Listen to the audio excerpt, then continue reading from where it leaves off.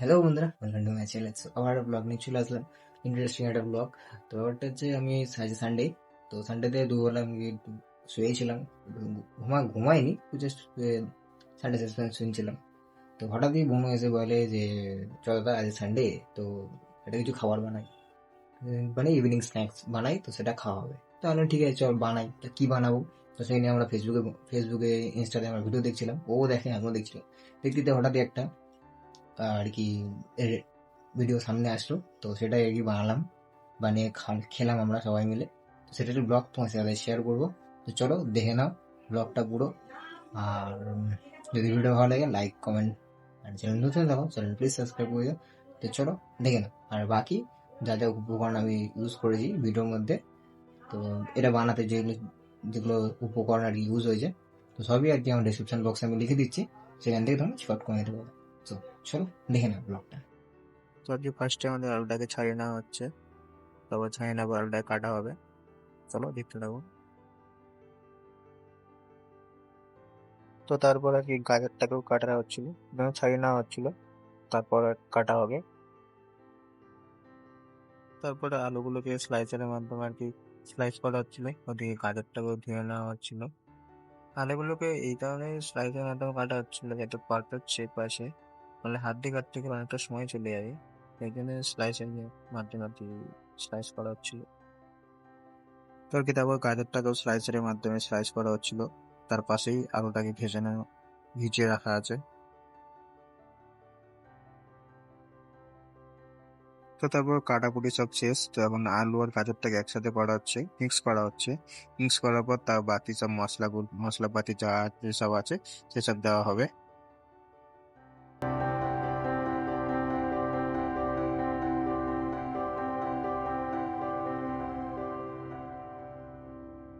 তো তারপর এদিকে আদা রসুন বাটা হচ্ছিল, তো বোন এখানে আদা রসুনটা বেটে নিচ্ছে।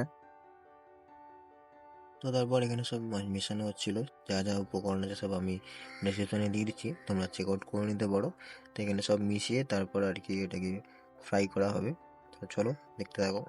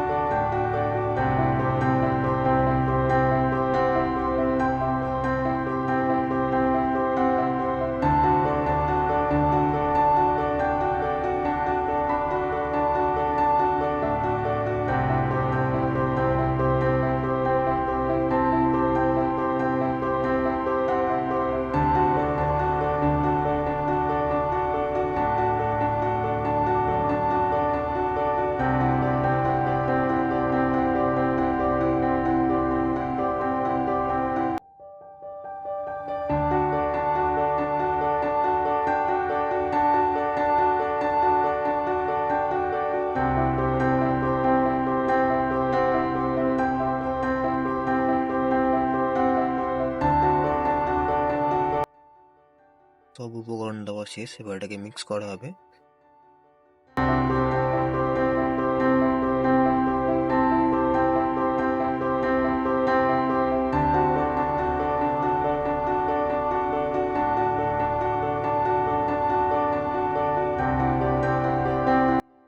তো তারপর মিক্স করা শেষ, এখন আমাদের ডিমটাকে ছাড়িয়ে নেওয়া হচ্ছে।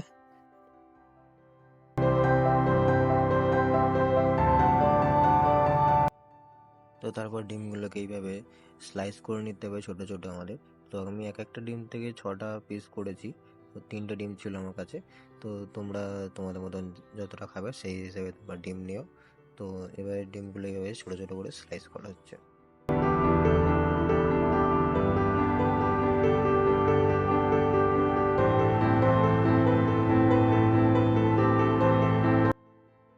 তো তারপর এইভাবে এক একটা ডোর তৈরি করে এর মধ্যে ডিম সেদ্ধগুলো রেখে তার উপর দিয়ে আবার একটু আলুর পুরটা দিয়ে দিতে হবে। দিয়ে তারপর ওটাকে তেলে ফ্রাই করতে হবে।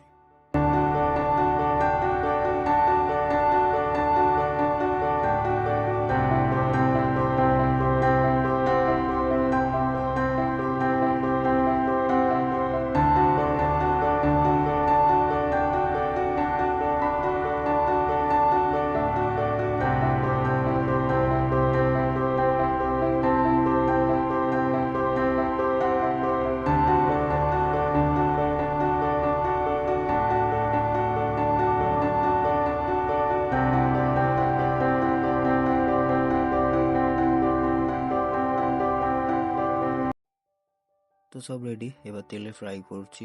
তেলে ফ্রাই করার পরে রেডি হয়ে যাবে। তো চলো দেখে নাও।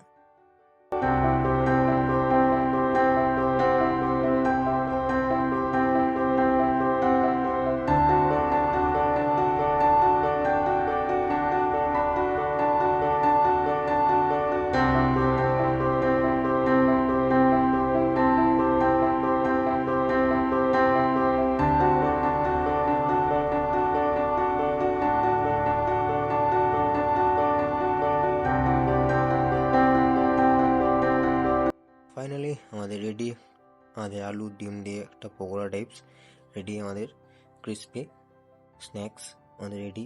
তো চলো এবার এটাকে খাওয়া হোক। চল বল, পকোড়া এতক্ষণ ধরে বানালি, এটা খেয়ে বল কেমন লাগছে। দাঁড়া,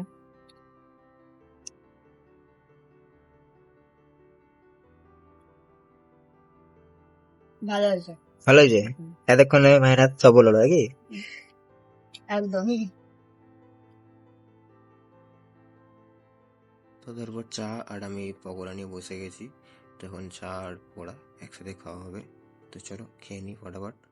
খুব জোর খিদে পেয়েছে, তো অনেকক্ষণ ধরে ওয়েট করছিলাম। তো চা আর পকোড়া তো হেভি লাগছে কম্বিনেশনটা। তোমরাও ট্রাই করতে পারো সানডে ইভিনিং বা যে কোনো দিন বিকেলবেলা তোমরা বানিয়ে ট্রাই করতে পারো।